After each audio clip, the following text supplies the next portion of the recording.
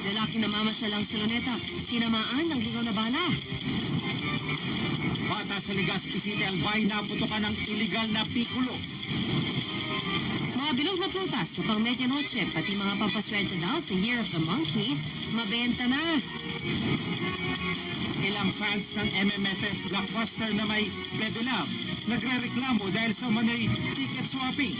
Pamunuan ng MMFF, sinagot ang issue. At Maine Mendoza, mala Hollywood star sa kanyang bakasyon sa Japan. Si Alden Richards naman enjoy rin sa beach vacation with a family.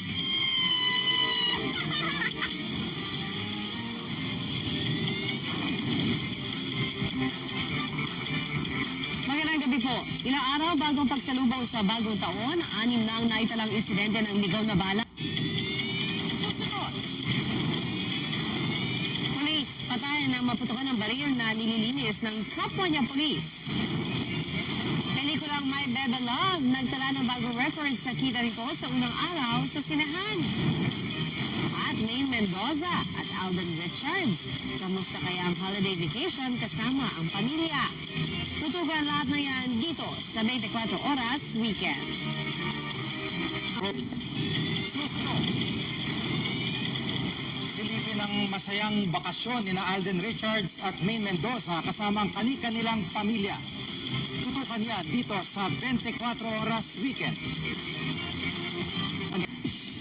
And that's it for my chika this Saturday night. Ako po si Nelson Canlas, PRGG. Salamat Nelson at yan po ang mga balita ating tinutukan ngayong Sabado. Mula sa tahanan ng katotohanan, ako po si Tia Arcangel. Ako si Jigo Manika, dito ang GMA, walang kinikilingan, walang pinoprotektahan. Walang kasinungalingan, serbisyong totoo lamang at dahil hindi natutulog ang balita. Nakatuto kami 24 oras.